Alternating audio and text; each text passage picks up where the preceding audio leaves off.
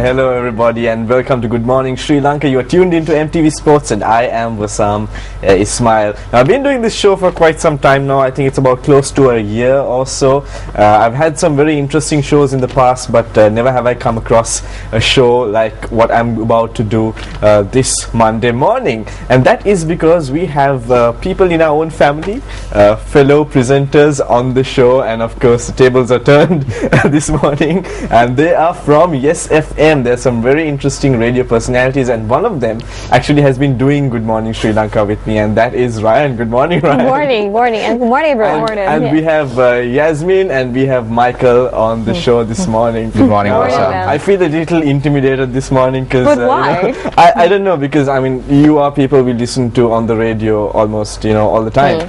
And of course, if you are a frequent Yes FM listener, I'm sure you would have come across the names Yaz or Yasmin, should I say, Michael and Ryan. So Ryan, tell me, how does it feel to be on the other side? Well, let me just start. When the first time I actually started doing a little bit of TV, it's nerve-wracking because for radio, there's always a saying that we have the faces for radio, and we also built in the mystique of radio.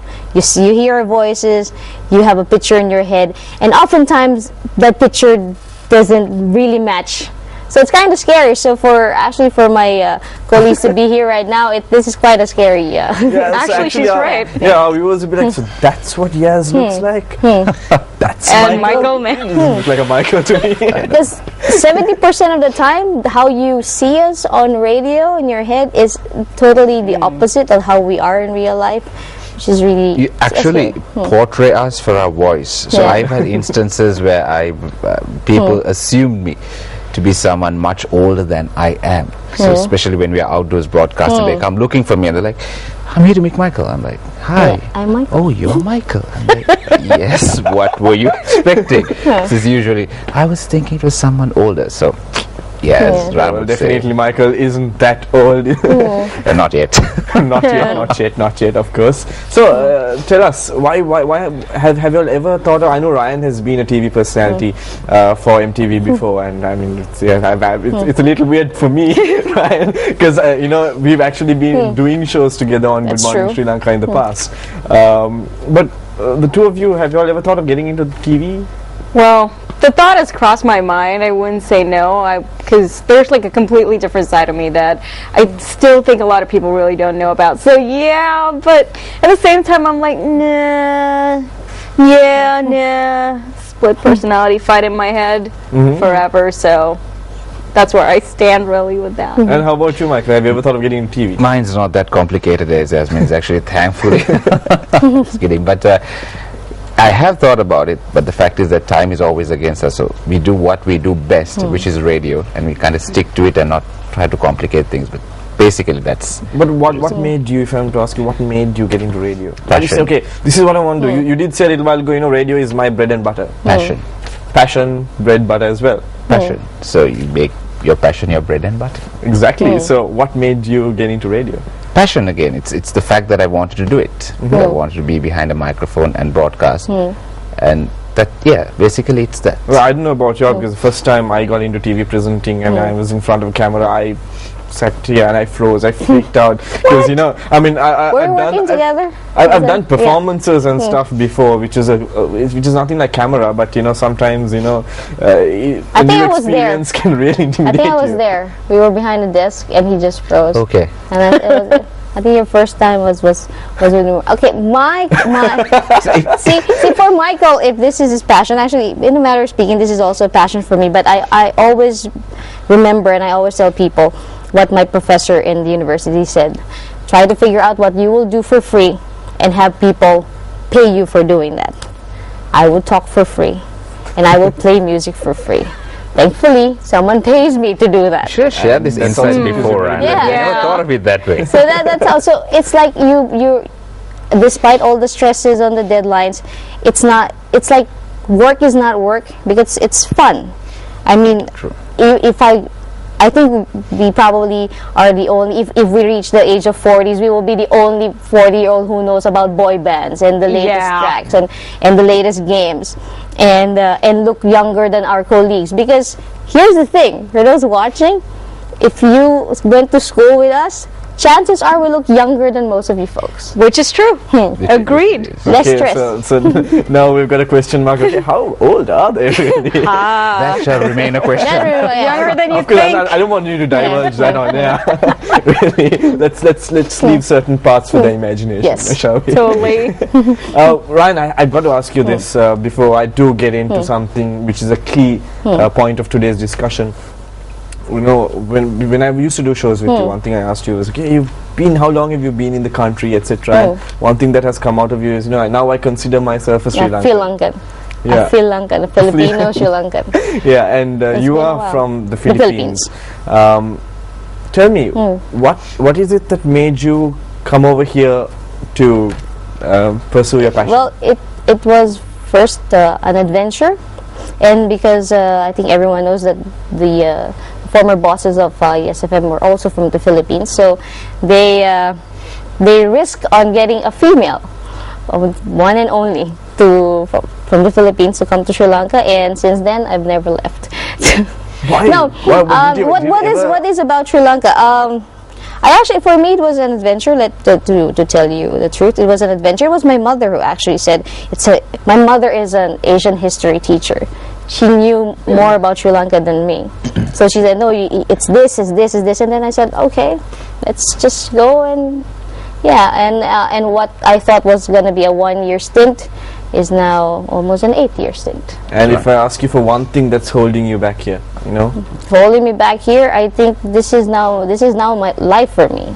It's strange to say that when I go home, I feel more like a stranger back home. I enjoy the 2 weeks I spend with my family. After the 2 weeks, I am raring to go back. And are you enjoying your time with the SFM crew? No. What life. It's such a drag every day. No, seriously, this is also my family. So, yeah, I think one of the rare times actually that you can say like people actually like going to work, because you know how stress is sometimes. Yeah. Like I know later on you'll have a topic on stresses. So for the corporate world, it's a totally different side. Our deadlines are different, and when we go out on weekends, it's actually a weekend for us. We don't have to think about calculations or anything like that. It's music for us. It's knowing Justin Bieber and Miley Cyrus and all the stuff. Yeah. What's hit and what's hip and happening. So, yeah. So it's been a wonderful ride so far. I see. I'm going to ask you one final question before we get on to our main topic, Michael. As a radio presenter, as a radio personality, now you are compelled to stay behind your microphone. Voice your opinion now to the entire world and also play all sorts of music. Now, have you ever come across an instance where you play music which you really don't want to play? Which you're not too into, you know, you just don't want to project that out there.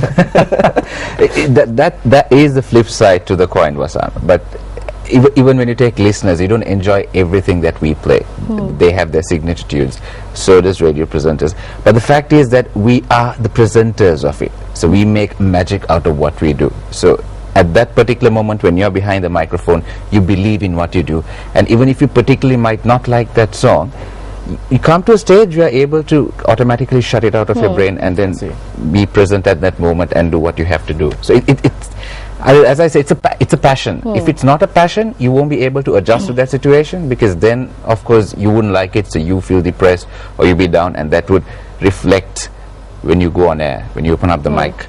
I see. But the fact that you do it because it's a passion helps you control that element within you and adjust yourself. So when you open up the microphones, you still love that song. I see. In your brain, you would have shut it off. I see. Well, talking about passion, let's get into one of the programs which SFM has, which Yasmin is really passionate about. Totally. And that is, Homegrown Top 15. You got that right. Yeah.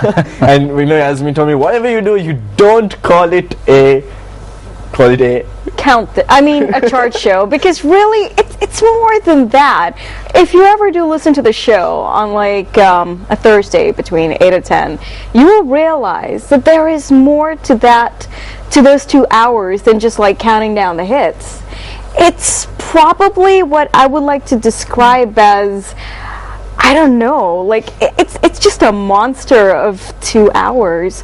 I mean, not only do you get the scoop on what's going down in every circuit in the scene, like whether it's heavy metal or just pop or reggae or hip hop, you know what's going on inside the entire music industry. And I think that show deserves a different sort of whatchamacallit bunch of words to describe it, or one monster word. I see. And also, when you take the word homegrown, it says a lot. Could you elaborate a little bit on why the show is called Homegrown?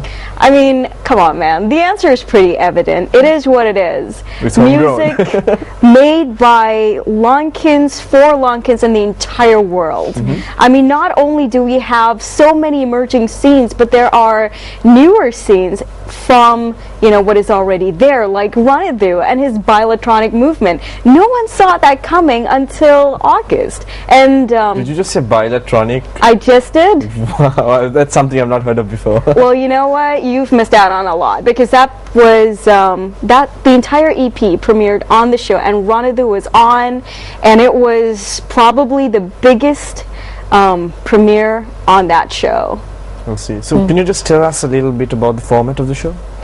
Well, like I said before, it is what it is. Now, of course, for our viewers who do actually tune into SFM on Thursday night, they know what Homegrown is all about. For those who don't know too much about it, let's educate them too.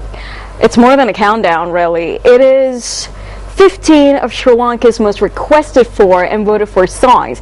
And by this we mean, I mean, sometimes I'm amazed at how many requests a single song gets. Like, for example, Diru's Wandama. It completes its 22nd week on the countdown. I mean, 22 weeks. And this guy is like a guy who just finished his A-levels. And to think someone like that would enjoy a magnitude of that success, along with other artists, of course.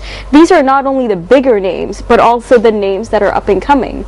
Like, whoever thought there would be a guy called Shirantha on the countdown, or even someone like Tricona, who is relatively new in the scene. And this guy is like the pioneer of trance and EDM from Kurnagala. I mean, did you ever think someone from that region would make music to appeal to like a bigger audience? Not only in Sri Lanka, man.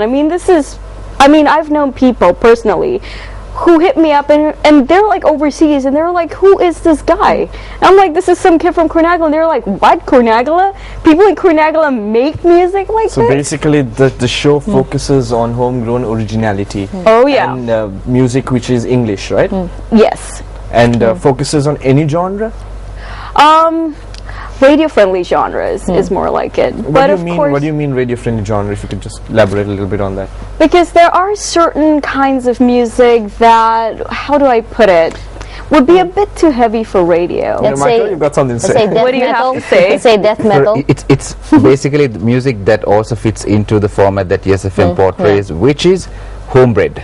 Okay. So this is, to put it in a nutshell, that is how it sounds. So obviously, if we would not play a certain genre of music on YesFM throughout the day, or throughout our play, it would not play on Homegrown as well. However good it might sound, however talented that artist might sound, we recognize it within ourselves, but it would not go on the airwaves. That's true. So obviously, that's because within the industry, we have a certain format, personality as a radio station, which we need to maintain. So but that being said, it's not like those genres are not covered on the show. Okay. If the black metal circuit has like a brand new video out that is worth talking about, I make sure I get whoever is responsible for that video, I get them on the air, we have a talk, and the whole world knows. Excellent, excellent. So well, definitely you seem to be quite passionate about it, as I said. Yeah. Well, passion will continue a little while later, soon after the commercial break. So stay tuned. We'll be talking a little more with Yaz, Michael and Ryan. So don't go away.